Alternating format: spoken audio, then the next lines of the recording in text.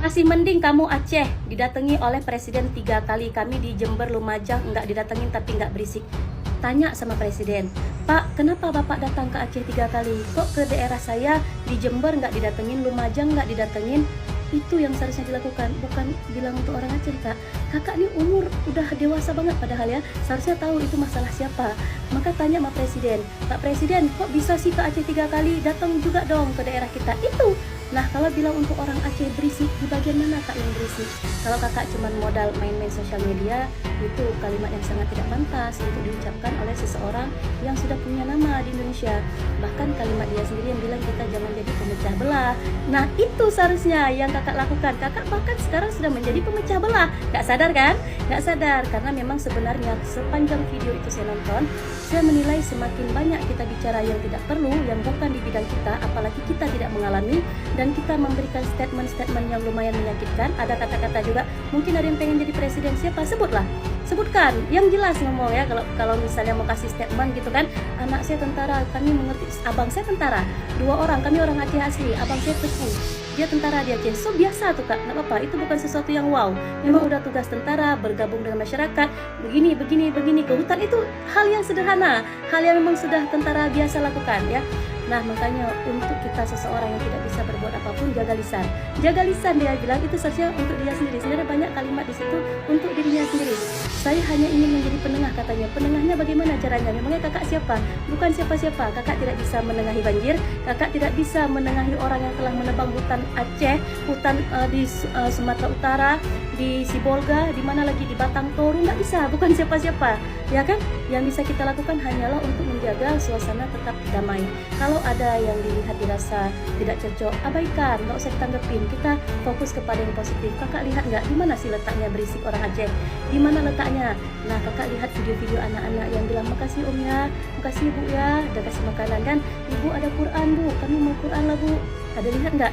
Ada juga video bapak-bapak sekarang ya, mereka pakai baju perempuan. Ada nggak mengeluh mereka? Nggak ada. Nah, kalau yang kakak maksud berisik, itu memukul rata seluruh orang Aceh, karena ucapannya masih mending kamu Aceh, semua orang Aceh kena. Makanya disitulah kurang bijaksananya. Kalau misalnya tidak suka, sebutkan saja ini oknum-oknum ataupun sebahagian orang, karena ucapan kita ini berpulang lagi kepada diri sendiri.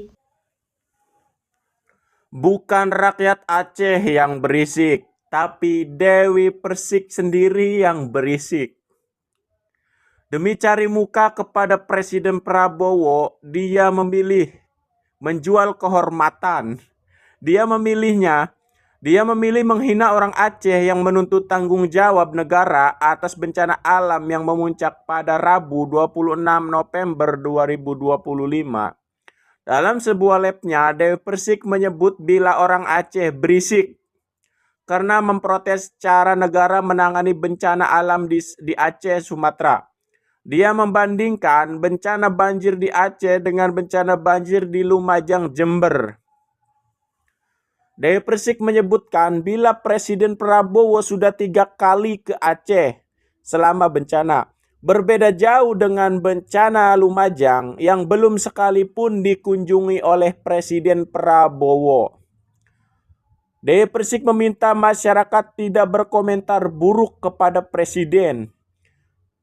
Andaikan tanpa kata berisik, mungkin orang Aceh dan orang-orang yang memiliki empati tidak akan mengecam sang penyanyi dangdut yang sering salah lirik dalam menyanyi.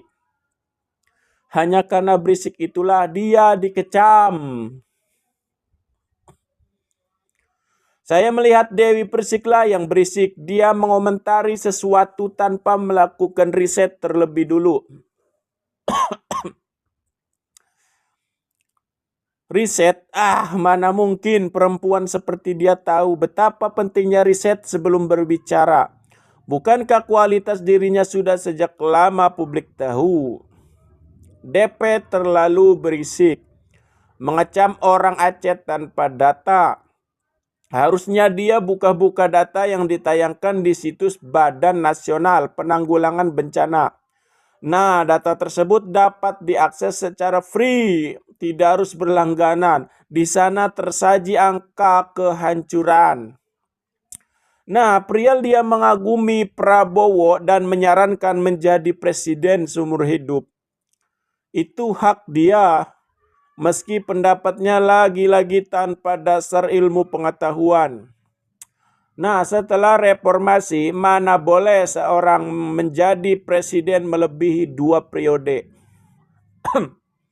Meski ada yang mencobanya dengan cara memainkan gendang politik, tapi usaha itu gagal seperti bunga yang layu sebelum berkembang. Dewi Persik tentu saja tidak tahu bahwa orang-orang yang selama ini berisik merupakan manusia-manusia yang pertama terjun ke lapangan. Mereka mengkritik cara pemerintah menanggulangi bencana, merupakan orang-orang yang pertama kali mengumpulkan donasi. Mereka lah yang pertama kali memberitahu dunia betapa parah bencana alam banjir bandang dan tanah longsor di Sumatera. Nah, saya menduga dia juga tidak tahu bahwa yang dikritik merupakan kinerja seorang presiden, bukan personal Prabowo. Yang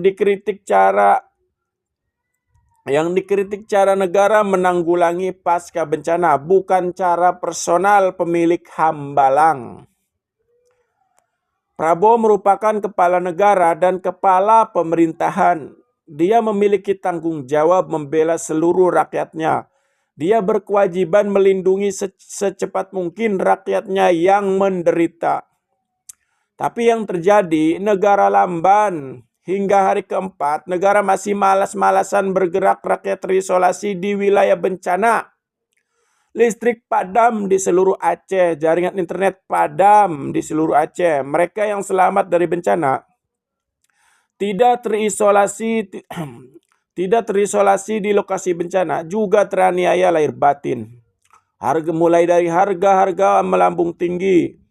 Cabai mencapai 300.000 per kilo. Gas LPG menghilang dari pasaran, listrik padam, air bersih juga tak mengalir, jaringan internet pun hilang. Lalu di mana negara? Hanya di dalam lembar KTP. Mengapa fasilitas negara tidak digerakkan? Nah, di mana helikopter yang biasanya bisa terbang ke sana kemari? Saat bencana di mana helikopter yang katanya 50 unit terbang selama 24 jam di langit Aceh? Di mana alat-alat canggih milik negara? Mengapa tidak dimobilisasi untuk menolong rakyat Aceh?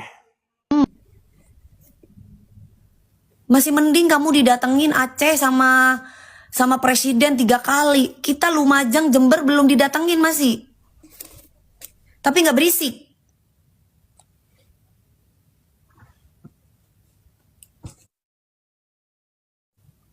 Iya, yang Gunung Semeru. Coba.